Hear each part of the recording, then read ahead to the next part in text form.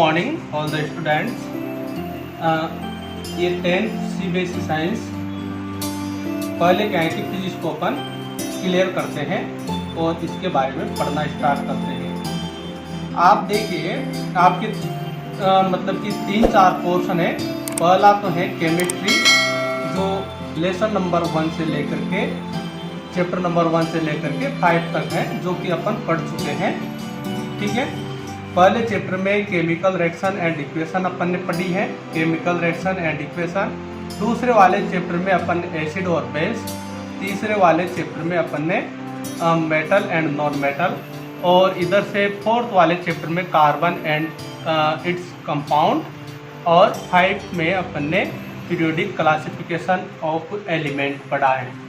ठीक, अब अपन बात करते हैं दूसरा वाला जो पोर्शन है आपके, वो है बायोलॉजी का।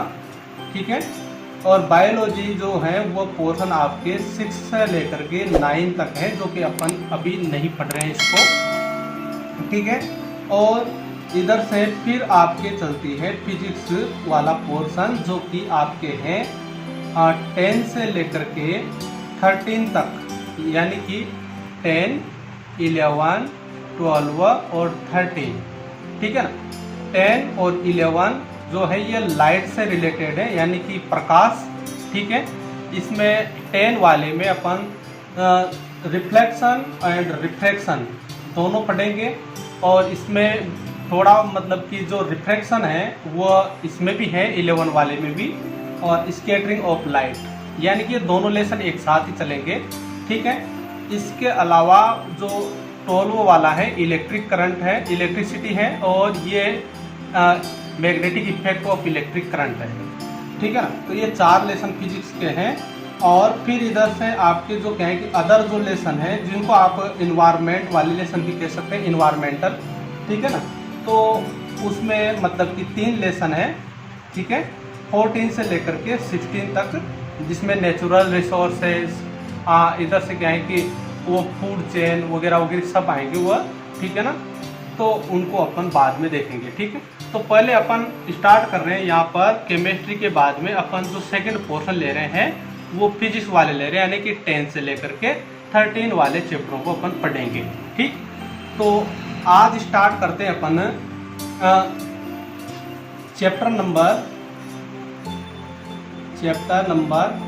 10 एंड 11 दोनों एक साथ ही ले रहा हूं मैं, क्योंकि ये दोनों लेसन लाइट से रिलेट हैं।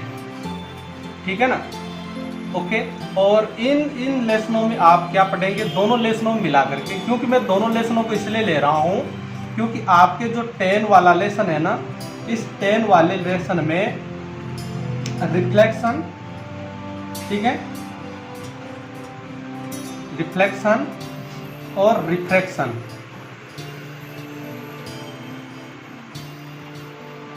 ये 2 टॉपिक है। और 11 वाले चैप्टर में आपके आधा रिफ्रैक्शन इसमें है। ठीक है ना, आधा रिफ्रैक्शन इसमें है 10 वाले में। और फिर इधर से स्कैटरिंग है, स्कैटरिंग है। ठीक है, अब ये दोनों मतलब कि आधा रिफ्रैक्शन 10 वाले में, आधा रिफ्रैक्शन मतलब क्या है कि 11 वाले में, इसलिए मैं दोनों लेसनों को एक साथ आपको मतलब कुल मिलाकर के सीधी सी बात है कि मेरे को ये 3 टॉपिक क्लियर करवाने हैं आपको। एक तो reflection of light, refraction of light and scattering. ठीक है ना, ये तीनों टॉपिक क्लियर करवाने हैं मेरे को। ठीक है ना, लेसन दोनों एक साथ ही हो जाएंगे जिसमें। ठीक, तो ये 3 टॉपिक है मेजर आपके इसमें, इन दोनों लेसनों को मिला करके। तो चैप्टर नंबर 10 एंड 11, ठीक है ना, दोनों ही स्टार्ट हो रहे हैं। ये चैप्टर नंबर 10 एंड 11 दोनों। ठीक है, अब अपन बात करते हैं, ये लाइट से रिलेट है दोनों लेसन। तो सबसे पहले इंट्रोडक्शन ऑफ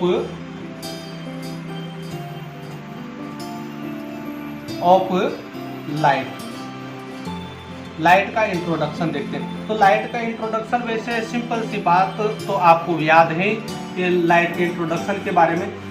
इसका जो क्या है कि मतलब लाइट क्या होती है, लाइट एक तरीके से एक एनर्जी है, एनर्जी का फॉर्म है, जो क्या है कि किसी भी थिंग्स, जो भी ऑब्जेक्ट्स होते हैं उनको अपने को दिखाने का काम करते हैं। यानी कि किसी भी ऑब्जेक्ट को देखने के लिए लाइट की जरूरत होती है, ठीक है ना। तो light is a form of energy which needed to see things around us, यानी कि अपने चारों ओर जो वस्तुएं हैं उन सभी को देखने के लिए लाइट की आवश्यकता होती है, और ये एक एनर्जी का फॉर्म है। कौन? लाइट एक एनर्जी फॉर्म है, ठीक है। इसका जो नेचर में जो सबसे बड़ा रिसोर्सेज है वो है सन। किसका? लाइट का सबसे बड़ा यानी कि बिगेस्ट सोर्स नेचर में जो बिगेस्ट सोर्स है वो क्या है कि मतलब एक तरीके से कौन है? सन है, ठीक है। ये आप जानते हैं, कोई दिक्कत नहीं है। अब आगे देखिए, लाइट जो ये क्या है कि सोर्स ऑफ जो लाइट है, सोर्स ऑफ लाइट, ठीक है, वो तो natural resources, biggest natural resources कौन है या बिगेस्ट सोर्सेज कौन है? लाइट का सन है। अब लाइट के जो रिसोर्सेज हैं उनको दो पार्ट में बांटा गया है, नेचुरल रिसोर्सेज और इधर से एक दूसरा है आर्टिफिशियल सोर्सेज, ठीक है। ये दो हैं। तो नेचुरल रिसोर्सेज में आता है सन एंड स्टार, ठीक है ना, सन एंड स्टार, ठीक है। सन भी एक स्टार ही है तो आप जानते भी, ठीक है ना। तो सन और स्टार जो है ना, ये क्या है कि नेचुरल रिसोर्सेज है, किसके? लाइट के। और आर्टिफिशियल जो है, आर्टिफिशियल के फॉर्म में अपन ले सकते हैं बल्ब है, ठीक है, जो मतलब अपन जलाते हैं इलेक्ट्रिक करंट से, कैंडल है ना, मोमबत्ती, और इधर से क्या है कि ट्यूब लाइट है, जो मतलब ये सभी क्या है ना, ये सब आर्टिफिशियल मतलब कि सोर्सेज है। तो ये तो इंट्रोडक्शन ऑफ लाइट हो गया। अब अपन आगे बात करते हैं, अगला जो टॉपिक है आपके वह है ल्यूमिनियस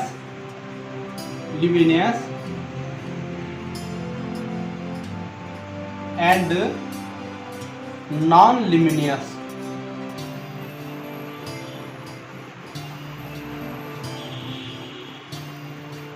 ठीक है, ऑब्जेक्ट। ये इधर नहीं इधर लिख देता हूं मैं, ऑब्जेक्ट, ठीक है। Luminous and non luminous object. तो ल्यूमिनियस ऑब्जेक्ट कौन होते हैं? सिंपल सी बात ये है, ल्यूमिनियस ऑब्जेक्ट उनको कहते हैं जो अपने आप, है ना, अपने आप हिमसेल्फ, ठीक है ना, अपने आप मतलब कि लाइट को क्या करते हैं? इमिट करते हैं, ठीक है ना, लाइट को उत्सर्जित करते हैं। तो ऐसे ऑब्जेक्ट्स को क्या करते हैं? ल्यूमिनियस ऑब्जेक्ट्स कहते हैं। और नॉन ल्यूमिनियस ऑब्जेक्ट उनको कहते हैं जो क्या है कि मतलब लाइट खुद तो इमिट नहीं करते हैं, खुद तो उत्सर्जित नहीं करेंगे, और किसी दूसरे की लाइट की हेल्प से वो क्या है कि एक तरीके से शाइनिंग होंगे, चमकेंगे। तो ऐसे जो ऑब्जेक्ट होंगे उनको ल्यूमिनियस ऑब्जेक्ट कहेंगे। देखिए जैसे सन है, ठीक है ना, तो सन अपने आप ही मतलब चमकता है, अपने आप ही इमिट होता है ना, और मतलब क्या है कि लाइट प्रोड्यूस करता है, उत्पन्न करता है, ठीक है ना। जबकि मून है, ठीक है, अब आप रात में देखते होंगे और मून के बारे में आपने सुना भी है कि मून क्या है कि मतलब जो सन है इसकी लाइट मून के ऊपर गिरती है और वो रिफ्लेक्ट होकर के अपने पास में आती है, ठीक है, ये अर्थ है मान लीजिए। तो अपने पास में कौन सी लाइट आती है? मतलब कि सन से टकरा कर, इससे मून से टकरा करके लाइट आती है। तो ये मतलब कि जो भी मून से टकरा कर, मतलब कि जो मून जो लाइट इमिट कर रहा है ना, वो खुद नहीं कर रहा है, ठीक है ना, वो केवल क्या कर रहा है? लाइट को रिफ्लेक्ट करके और मतलब कि दूसरे की लाइट की हेल्प से खुद शाइनिंग हो रहा है, ठीक है ना, खुद लाइट इमिट नहीं कर रहा है। तो ऐसे ऑब्जेक्ट जो खुद लाइट इमिट नहीं करते हैं, ठीक है ना, और किसी अदर दूसरी लाइट से मतलब कि उसी दूसरे की लाइट की हेल्प से वो क्या करते हैं? उनको रिफ्लेक्ट करके और शाइनिंग होते हैं, शाइनिंग मतलब क्या है कि एक तरीके से चमकीले दिखाई देते हैं, ठीक है ना। तो उनको कहते हैं अपन नॉन ल्यूमिनियस। ठीक है। और ल्यूमिनियस उनको कहते हैं जो अपने आप खुद ही क्या है कि मतलब लाइट प्रोड्यूस करते हैं और चमकते हैं, तो उनको अपन कहते हैं ल्यूमिनियस। ठीक है, इनकी डेफिनेशन सुना देता हूँ आपको।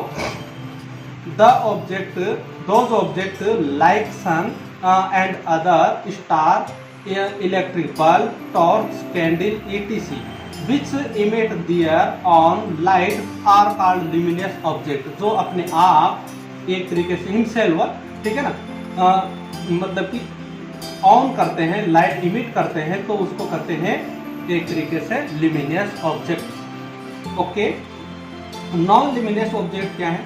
Those object which do not emit light himself but only reflect the light which fall on them are called non luminous object. यानी कि खुद लाइट प्रोड्यूस नहीं करते हैं मगर दूसरे की लाइट को वो रिफ्लेक्ट करके और क्या है कि मतलब एक तरीके से इमिट करते हैं या शाइनिंग रिप्रेजेंट करते हैं, चमकीले दिखाई देते हैं, तो ऐसे ऑब्जेक्ट को अपन क्या कहते हैं? नॉन ल्यूमिनियस ऑब्जेक्ट कहेंगे।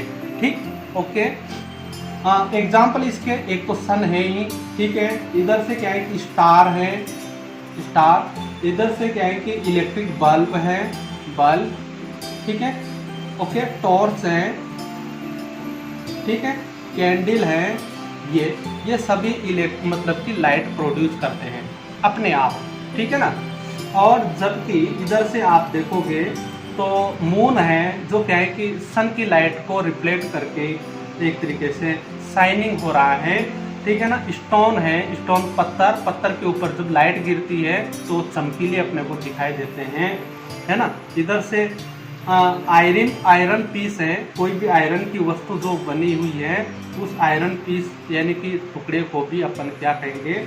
एक तरीके से वो भी लाइट को इमिट नहीं करता है, दूसरे की लाइट उसके ऊपर, टॉर्च की लाइट गिरेगी या सन की लाइट गिरेगी और उसकी लेयर अपने को चमकीली दिखाई देगी। डायमंड है, ठीक है, और इधर से मिरर है, ठीक, ओके। ऐसे बहुत सारे एग्जाम्पल हैं मगर ये एग्जाम्पल आपको मैंने बताया। तो दूसरे की लाइट से चमकने वाले, सीधी सी बात है, खुद की लाइट से चमकने वाले और दूसरे की लाइट से चमकने वाले, ठीक है ना, तो उनको ये है ल्यूमिनियस और नॉन ल्यूमिनियस ऑब्जेक्ट। ओके, हाँ, अब अपन आगे अगला टॉपिक स्टार्ट करते हैं। अगला टॉपिक है आपके nature of light. Nature of light,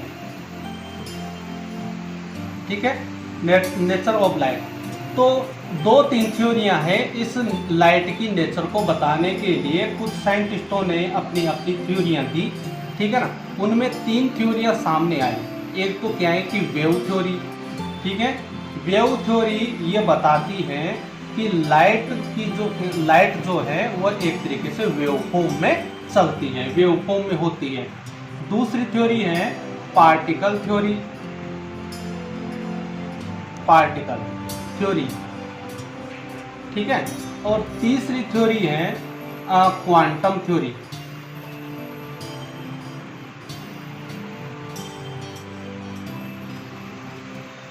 ठीक है, क्वांटम थ्योरी, ठीक है। ये 3 थ्योरियां हैं जो लाइट के नेचर को रिप्रेजेंट करती है। तो सब एक एक करके अपन देख लेते हैं, पर मैं यहाँ पर ही आपको बता दूं, ठीक है ना। वेव थ्योरी को देखते हैं सबसे पहले। वेव थ्योरी ये कहती है कि लाइट जो है वो क्या है कि मतलब एक वेव के फॉर्म में इस तरीके से चलती है, ठीक है ना। जो उसकी प्रिंसिपल लाइन है ना, इस प्रिंसिपल लाइन के मतलब क्या है कि एक तरीके से हॉरिजॉन्टल चलती है और एक मतलब कि उसके साथ में 90 डिग्री का एंगल भी प्रोड्यूस करती है, ठीक है ना। तो इसको कहते हैं वेव थ्योरी। ओके, तो सिंपल सी बात आपको ये ध्यान रखनी है कि वेव थ्योरी मतलब कि ये बताती है कि लाइट जो होती है वो क्या है कि एक वेव के फॉर्म में मतलब कि प्रोपोगेशन करती है, चलती है, ठीक है। According to its theory the light consist of an electromagnetic wave. मतलब कि ये थ्योरी क्या बताती है, वेव थ्योरी ये बताती है कि एक तरीके से जो लाइट है ये इलेक्ट्रोमैग्नेटिक वेव है, है ना, which do not require material medium यानी कि solid liquid gas for their propagation, ठीक है ना। और मतलब क्या है कि ये एक तरीके से इलेक्ट्रोमैग्नेटिक वेव है जिसको क्या है कि चलने के लिए, प्रोपोगेशन करने के लिए किसी प्रकार के मीडियम की आवश्यकता नहीं होती है, ठीक है ना। Okay, according to wave theory the light is an electromagnetic and attitudinal wave. Attitudinal का मतलब जो क्या है कि मतलब आधी चलती है ना, उसको कहते हैं एटीट्यूडनल। और इधर से क्या है कि wave which are travel in horizontal with principal line. इस प्रिंसिपल लाइन के क्या चलती है, एक तरीके से हॉरिजॉन्टल। क्या चलेगी, हॉरिजॉन्टल, ठीक है ना। आगे बात समझ में, ठीक। ये तो इसकी प्रिंसिपल है, ये तो क्या है कि मतलब वेव थ्योरी है, ठीक है। अब इसके आगे और भी अपन देखते हैं। जैसे आपने क्या है कि 9th क्लास में वेव देखी थी, किसके लिए, साउंड में देखी थी, ठीक है ना। तो ये वेव इस तरीके से होती है ना। अब इसमें क्या होता है कि इसमें एक तो ये होता है एम्पलीट्यूड, ठीक है ना। एक होता है किन्हीं भी दो एक ही साइड के जो एम्पलीट्यूड है ना, उन दोनों के बीच का जो गैप है उसको कहते हैं अपन वेवलेंथ। वेवलेंथ, और उसको रिप्रेजेंट करते हैं अपन लैम्ब्डा से, ठीक है ना। इसको कहते हैं वेवलेंथ, ठीक। ये होता है एम्पलीट्यूड, ठीक। तो ये है, और ये मतलब कि बीम ऑफ, ये लाइट है, ठीक है, जो क्या है कि प्रोपोगेट कर रही है, प्रोपोगेशन कर रही है। ये प्रिंसिपल लाइन है, ठीक है ना, जिसके अकॉर्डिंग ये जिस पर चल रही है, ठीक है ना। आगे बात समझते हैं। और अब स्पीड की बात करते हैं। तो आपको केवल 10th क्लास के हिसाब से इतना सा ध्यान रखना है कि वेव थ्योरी केवल क्या बताती है, लाइट को एक तरीके से इलेक्ट्रोमैग्नेटिक वेव के फॉर्म में बताती है, और ये कहती है कि इसको प्रोपोगेशन करने के लिए किसी प्रकार के मीडियम की आवश्यकता नहीं होती है, ठीक है ना। यानी कि एक वेव फॉर्म में चलती है, ठीक है। आपको इतना सा ध्यान रखना है, ओके। और अब इसके स्पीड वगैरह के बारे में बात करते हैं। स्पीड क्या है कि जो इसकी लाइट की जो स्पीड है वो क्या है कि मतलब वैसे तो इसमें अपन कहें कि क्या है कि एयर में और इधर से वैक्यूम में, अपन दोनों में बात करें तो वैसे वैक्यूम की ही यहाँ पर रिप्रेजेंट करी जाएगी, और एयर में भी यही होती है लगभग, ठीक है ना। तो क्या है 3 × 10⁸ मीटर पर सेकेंड, ठीक है ना। इस स्पीड से क्या है कि मतलब एक तरीके से ट्रेवल करती है, ठीक है ना। आगे बात समझ, इसमें ये तो आपके रटा है, पहले से कोई दिक्कत नहीं है, ओके। अब अपन स्पीड की और बात करते हैं। The speed of light wave, आपने 9th क्लास में पढ़ा है। देखो ये वो भले साउंड के फॉर्म में पढ़ा था आपने, मगर यहाँ पर वो भी साउंड के फॉर्म में पढ़ा था आपने, मगर यहाँ पर क्या है कि एक तरीके से लाइट के फॉर्म में पढ़ रहे हैं, ठीक है ना। तो स्पीड तो वही वैसी रहेगी ना, वैसे उसमें कोई दिक्कत है नहीं, उसकी जैसे यहाँ पर एक्सप्लेन होगा, ठीक है ना। ये इलेक्ट्रोमैग्नेटिक वेव है। आगे बात समझ में। अब इसको देखिए, जो स्पीड ऑफ लाइट होती है ना, ये speed of light wavelength upon amplitude होती है। यानी कि वेवलेंथ और एम्पलीट्यूड का जो रेशो होता है ना, उसी को क्या करते हैं अपन, स्पीड ऑफ लाइट करते हैं, ठीक है। ये भी आपको ध्यान रखना है। एक इक्वेशन तो ये है, मतलब कि इन दोनों का जो रेशो निकल करके आएगा उसी को अपन क्या कहेंगे, स्पीड ऑफ लाइट करते हैं, ठीक। अब ये तो इसका एक इक्वेशन है, ठीक है ना। क्या है ये तो इक्वेशन, वो तो आप क्या है कि मतलब इधर की तरफ बना लो, कोई दिक्कत नहीं है। ये तो लैम्ब्डा है और ये एम्पलीट्यूड है, ठीक है ना। अब आपके पास में स्पीड ऑफ लाइट जो आई है ना, वो क्या आई है, ये वेवलेंथ अपॉन एम्पलीट्यूड आई है। ये इक्वेशन है आपके पास में। अब इस इक्वेशन से आप दो इक्वेशनें और भी निकाल सकते हैं। ये क्या कर रही है इक्वेशन, ये कह रही है कि स्पीड ऑफ लाइट जो होती है ना, वो क्या है कि एम्पलीट्यूड के तो इस तरीके से होती है, यानी कि इनडायरेक्टली प्रोपोर्शनल या इन्वर्सली प्रोपोर्शनल होती है, ठीक है ना। और स्पीड ऑफ लाइट जो है ये क्या है कि इस वेवलेंथ के क्या होती है, डायरेक्टली प्रोपोर्शनल होती है, ठीक है ना। इसके कहने का अर्थ ये है, मतलब इससे अपन ने दो फॉर्मूले निकाले ये, मतलब आप ये भी कह सकते हैं डायरेक्टली कि स्पीड ऑफ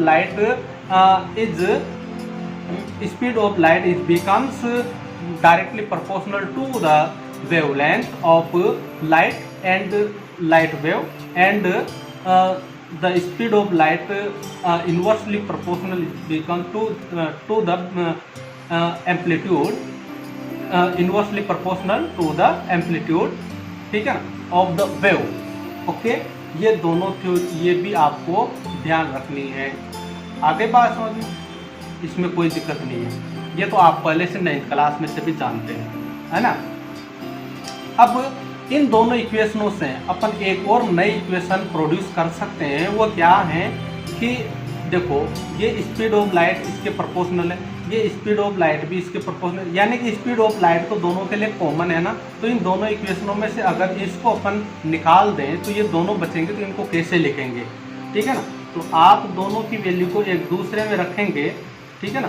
तो ये यानी कि एम्पलीट्यूड इस तरीके, यानी कि वेवलेंथ और एम्पलीट्यूड एक दूसरे के क्या होते हैं, इनडायरेक्टली प्रोपोर्शनल। इसका सिंपल सा मामला ये है कि अगर ये वेवलेंथ अगर बढ़ती है, वेवलेंथ अगर बढ़ती है, ठीक है ना, तो अपने आप क्या है कि एम्पलीट्यूड क्या होता जाएगा, कम होता जाएगा, मतलब कि इसकी ऊंचाई कम होगी, ठीक है ना। और अगर वेवलेंथ कम होती है, सिकुड़ती है, ठीक है ना, अगर इस तरीके से मान लीजिए कि वेवलेंथ लंबी होती है, तो लंबी होगी तो ऐसे लंबी होती है वो क्या होगा, ये नीचे की तरफ बैठेगा, ठीक है ना। जबकि अगर वेवलेंथ अगर शॉर्ट हो रही है, ठीक है ना, यूँ, तो फिर क्या है कि ये वेवलेंथ इस तरीके से छोटी हो गई, तो ये क्या है कि एम्पलीट्यूड क्या हो जाएगा, बड़ा हो जाएगा, ठीक है ना। तो यानी कि एक दूसरे के क्या होते हैं, प्रोपोर्शनल होते हैं। तो स्पीड ऑफ लाइट भी समझ में आ गई, लैम्ब्डा और क्या है कि इधर से एम्पलीट्यूड के बीच में जो रिलेशन है वो भी आपके समझ में आ गया, कोई दिक्कत नहीं है। According to the equation number first, the wavelength is directly proportional to the speed of light, ठीक है ना। जो वेवलेंथ जो होती है ये डायरेक्टली प्रोपोर्शनल होती है स्पीड ऑफ लाइट, यानी कि speed of light directly proportional होती है इसके लैम्ब्डा के, ठीक है ना। और the speed of light is becomes inversely proportional, inversely proportional होती है इसके, ठीक है ना, inversely proportional to the amplitude of light wave, ठीक है। The wavelength and amplitude of light wave is inversely proportional, एक दूसरे की ये इनवर्सली प्रोपोर्शनल होते हैं, ठीक है। तो ये समझ में आ गया, कोई दिक्कत नहीं है, ओके। अब अपन चलते हैं आगे, अगली थ्योरी देखते हैं। ये तो वेव थ्योरी होगी। अब दूसरी थ्योरी है पार्टिकल थ्योरी, पार्टिकल थ्योरी है, ठीक है। पार्टिकल थ्योरी क्या है कि अब आपको क्या ध्यान रखना है, पार्टिकल थ्योरी ये कहती है कि जो लाइट है ना, ये लाइट छोटे छोटे पार्टिकलों से मिलकर के बनी होती है, ठीक है ना। एक मतलब छोटे छोटे पार्टिकलों का एक कंपोज है, जो क्या है कि ये सारे पार्टिकल मतलब कि एक लाइन में स्पीड से क्या करते हैं, चलते हैं, ठीक है ना। इस तरीके से ये कहती है कि मतलब कि जो लाइट है ये छोटे छोटे पार्टिकलों का, बहुत सारे पार्टिकलों का एक कंपोज है, और वो पार्टिकल मतलब क्या है कि एक किसी डायरेक्शन में फास्टली ट्रेवल करते हैं, ठीक है ना। और उनका फास्टली ट्रेवल करने, रेगुलरली फास्टली ट्रेवल करते हैं, इसी के कारण लाइट मतलब क्या है कि प्रोपोगेट होती है, एक जगह से दूसरी जगह पर ट्रेवल करती है, ठीक है ना। जो ये छोटे छोटे पार्टिकल है ना, जिनका ये कंपोज बताया गया है, इनको कहते हैं फोटोन। क्या कहते हैं इनको, फोटोन। क्या कहते हैं, फोटोन कहते हैं, ठीक है ना। और इनको अपन रिप्रेजेंट करते हैं HV से। किससे रिप्रेजेंट करते हैं, HV से, ठीक है ना। तो फोटोन को किससे रिप्रेजेंट करते हैं, HV से। तो सिंपल सी बात है, इसमें कोई दिक्कत नहीं है। मतलब कि इस थ्योरी के अकॉर्डिंग जो लाइट है वो एक तरीके से छोटे छोटे पार्टिकलों का कंपोज है, जो पार्टिकल्स मतलब क्या है कि हाईली स्पीड से क्या है कि मतलब किसी एक डायरेक्शन में या सभी डायरेक्शन में क्या है कि मतलब कि ट्रेवल करते हैं और उन पार्टिकलों को फोटोन कहते हैं, ठीक है ना, जिनको अपन HV से रिप्रेजेंट करते हैं, ठीक है। According to the particle theory of light is compose of particles which travel in straight line to very high speed. The particle of light is called photon and denoted by HV, ठीक है ना, HV के द्वारा इसको denoted करते हैं। ये दूसरी थ्योरी आ गई, दूसरी थ्योरी हो गई, ओके। अब तीसरी थ्योरी देखते हैं, क्वांटम थ्योरी,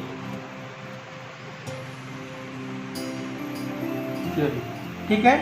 क्वांटम थ्योरी है, क्वांटम थ्योरी और कुछ भी नई थ्योरी नहीं है, इसको मॉडर्न थ्योरी भी कहते हैं लाइट के लिए। क्या कहते हैं? मॉडर्न थ्योरी, ठीक है ना। आगे बात समझ में, मॉडर्न थ्योरी भी कहते हैं इसको, है ना, ओके।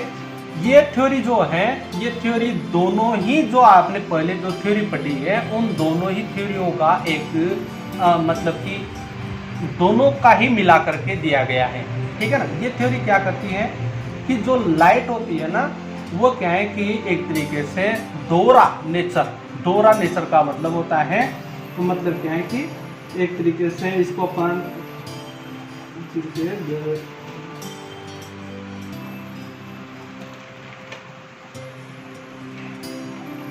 डबल नेचर, ठीक है ना, डबल नेचर के तो वैसे सिंपल वर्ड है ये, ठीक है ना, मतलब कि डबल नेचर क्या है कि रिप्रेजेंट करती है, डबल नेचर, ठीक है ना, डबल नेचर रिप्रेजेंट करती है, मतलब ये एक तरीके से वेव भी है और एक तरीके से ये पार्टिकलों का कंपोज भी है, यानी कि दोनों ही थ्योरियों को मिलाकर के इसने एक नई थ्योरी बनाई, ठीक है ना। और उस नई थ्योरी के अकॉर्डिंग इसने क्या कहा कि जो लाइट होती है वो एक वेव भी है और साथ में एक पार्टिकल का बहुत सारे पार्टिकलों का कंपोज भी है, ठीक है ना। दोनों को मिला करके क्या करते हैं?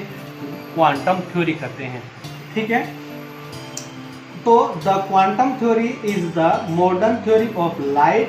According to its theory exhibited the property of both wave and particle, ठीक है ना। its nature of light is called nature of light is called double nature of light। इसको क्या करते हैं? डबल नेचर भी कहते हैं लाइट का। मतलब कि सिंपल सी बात है, क्वांटम थ्योरी मॉडर्न थ्योरी है जो उन दोनों थ्योरियों को मिला करके कहती है कि ये वेव भी है और पार्टिकल फॉर्म में भी है, ठीक है ना। आगे बात समझ में कोई दिक्कत नहीं है। अब ये देखो इतनी बड़ी थ्योरियाँ, ये थ्योरियाँ क्या है कि वैसे तो आपके 10th क्लास में जितनी सी है ना उतनी सी मैंने बता दी है, ठीक है ना। और तो वैसे तो क्या है कि आप जानते हैं कि साइंस कभी ख़त्म नहीं होती है, ठीक है ना, ओके। तो जब 11th और 12th में जाएंगे तब वहाँ के हिसाब से पढ़ेंगे आप, ठीक है ना। अब अपन एक नोट है उसके बारे में बात करते हैं। नोट कुछ है, ये नोट क्या है, ये आपको ये थ्योरियाँ क्यों बताई मैंने उसके लिए है। मतलब आपके पास में एक तो रिफ्लेक्शन है, ठीक है ना, रिफ्लेक्शन, और एक रिफ्रैक्शन है, ठीक है ना, और एक आपके पास में डिफ्यूजन है, ठीक है ना, और एक स्कैटरिंग है। ये 4 टॉपिक हैं। 4 में से वैसे तो आपके मैंने अभी जब चैप्टर शुरू किया था तो 3 टॉपिक बताए थे, मगर ये भी हैं, ये भी एक तरीके से स्कैटरिंग जैसा ही है, ठीक है ना। तो ये 4 टॉपिक हैं। इन 4 टॉपिकों में से मतलब कि ये एक तरीके से 4 फिनोमिना है। टॉपिक मत कहिए इनको, फिनोमिना कहिए, कहीं का लाइट का, लाइट की फिनोमिना ये 4, ठीक है ना, रिफ्लेक्शन, रिफ्रैक्शन, डिफ्यूजन और स्कैटरिंग। तो जो लाइट के ये फिनोमिना है ना 4, इन 4 फिनोमिना में से ये जो 2 फिनोमिना हैं, यानी कि रिफ्लेक्शन और रिफ्रैक्शन, इन दोनों को एक्सप्लेन करती है वेव थ्योरी। कौन सी थ्योरी? वेव थ्योरी एक्सप्लेन करती है, ठीक है ना। मगर इन दोनों को जो एक तरीके से एक्सप्लेन करती हैं, इसको कौन करती है, इन दोनों थ्योरियों को एक्सप्लेन करती है कौन, पार्टिकल थ्योरी। ठीक है ना, पार्टिकल थ्योरी। तो आपसे देखो एग्जाम के हिसाब से वो भी ध्यान रखना है कि वेव थ्योरी रिफ्लेक्शन और रिफ्रैक्शन को एक तरीके से जो लाइट का जो वेव नेचर है वो एक तरीके से एक्सप्लेन करता है, और जो पार्टिकल नेचर है लाइट का वो क्या है कि डिफ्यूजन और स्कैटरिंग को एक्सप्लेन करता है। ये आपको ध्यान रखना है। ठीक है, ये भी है ना। ओके, अब आपके अगला टॉपिक आता है रिफ्लेक्शन।